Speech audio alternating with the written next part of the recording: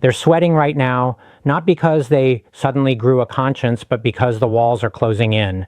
While victims have waited years for the truth, Congress keeps playing hide and seek with Epstein's documents like it's some dirty family secret that might embarrass the wrong people. And let's be real, this isn't procedure, it's failure. A deliberate, shameless stall while corruption rots the system from the inside out. We've watched institutions collapse into spectacle, accountability get buried under excuses, and powerful insiders skate past consequences while everyone else gets lectured about patience. Behind closed doors, you can practically see the panic, hurried phone calls, frantic meetings, aides whispering, "Don't release it, not now, not ever." Because the moment those files see daylight, with victims protected and names redacted, the cover stories start to crumble, and the people who've been obstructing will have nowhere left to hide. And that's exactly why Jamie Raskin is calling this what it is: urgent. Not tomorrow, not after recess, not once the Senate tweaks it, but right now. Speaker Mike Johnson wants you to believe this delay is just process.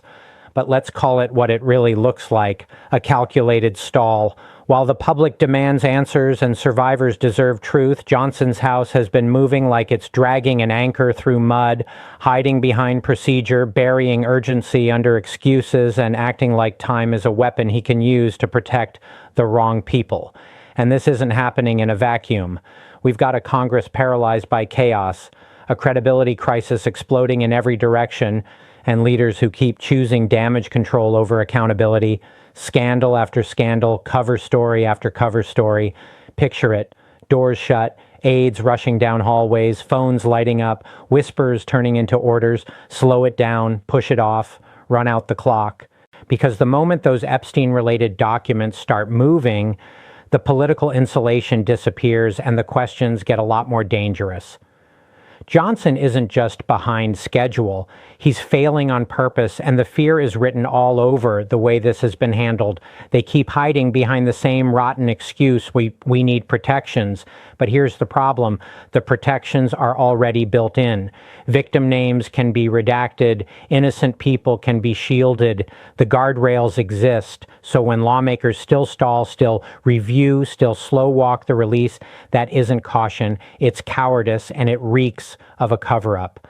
We're watching the same broken playbook on repeat: institutions losing credibility, leaders dodging accountability, and the powerful buying time while the public gets fed talking points. Picture the scene right now: closed-door huddles, frantic calls, staffers whispering like it's a crime scene cleanup: delay it, dilute it, bury it. Because they know once the documents move forward with protections in place, the excuses die instantly. And the real question becomes, what are they so terrified of the public seeing? This isn't about safeguarding victims. It's about safeguarding careers, connections, and reputations. Enough with the games. Enough with the Senate tweaks, the backroom edits, the endless detours that magically appear the second accountability gets close. When a bill is ready, when the language is clear, when the public demand is loud, and lawmakers still insist on dragging it through a swamp of amendments and delays, that's not governing, that's sabotage. We're watching a Congress already drowning in scandal, trust collapsing in real time, and leaders who treat urgency like a nuisance while crises stack up, corruption allegations, institutional cover-ups, and a public that's sick of being lied to. And you can practically see the panic behind the curtain. Senators huddled in private, staffers sprinting between offices, phones buzzing off the hook, someone whispering, "Rewrite it, slow it down, make it complicated." Because the moment it passes as written, no loopholes, no delay tactics, no procedural escape hatch, the clock runs out on the people who've been hiding behind process. Jamie Raskin's message is simple: pass it exactly as written, stop the stalling, and sign it into law. They keep telling you to wait. Wait for committees, wait for the Senate, wait for the perfect process. But here's the bombshell accusation: the president could release the Epstein-related documents immediately, with names properly redacted to protect victims and innocent people, which means this delay isn't caution. It's failure at best and a deliberate cover-up at worst.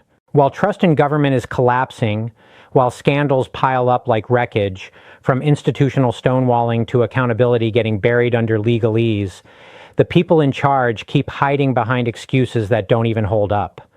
Picture the scene. Doors locked, aides whispering, phones buzzing nonstop, frantic strategy meetings where the real agenda isn't transparency, it's containment. Because if the documents can be released right now, then every day they're not released raises the same terrifying question: who are they protecting and what are they afraid the public will see? Jamie Raskin is calling the bluff, saying the power exists, the redaction tools exist, and the waiting is unjustified. And this didn't start yesterday, Vars. The Epstein scandal has been poisoned for years by a pattern that looks like preferential treatment, institutional failure, and a cover-up culture that protects the powerful while everyone else gets crushed. And the smoking gun example keeps coming back.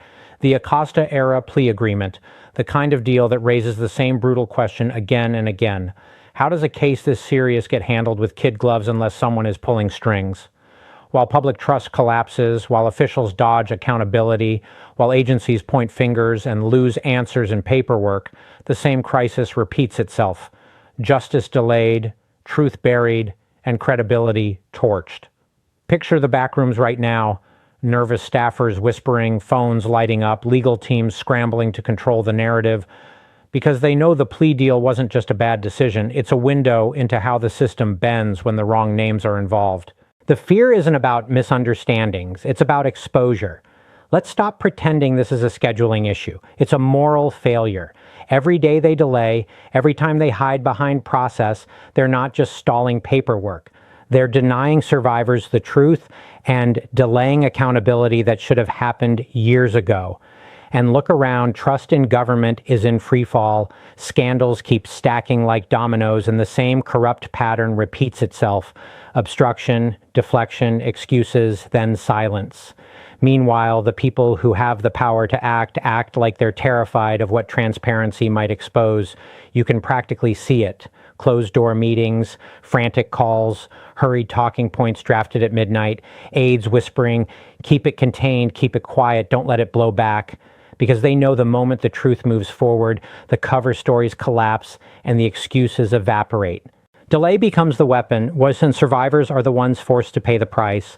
Jamie Raskin is calling it out as an obligation, not an option, and in the next video he's going to unleash the shocking details about why this delay matters, who benefits from it, and what they're desperate to keep hidden. So, like the video, subscribe to the channel, and let's get into it. And here's what makes this so unforgivable. The wait they keep selling you isn't neutral, it's a choice. It's a choice to let the powerful hide behind procedure while survivors are told once again to sit quietly and accept less than the truth. This is the same playbook we've watched in every major accountability scandal. Delay until the headlines fade, delay until the public gets tired, delay until the witnesses move on, delay until the outrage cools. But survivors don't get to move on from what happened to them. And the public doesn't owe Congress infinite patience when the tools to act already exist. If leaders truly cared about victims, they'd move with urgency and precision. Redactions where needed, transparency where required, and consequences where deserved.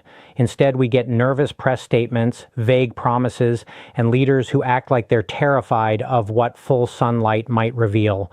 So here's the line in the sand. No more excuses, no more next week, no more backroom edits designed to water this down. The truth is not a bargaining chip. And in the next clip, Jamie Raskin is going to spell out exactly why this delay is a moral disgrace and what it exposes about the people fighting hardest to keep the truth locked away. And in the next video, he's going to unleash the shocking details about why this delay matters, who benefits from it, and what they're desperate to keep hidden. So like the video, subscribe to the channel, and let's get into it.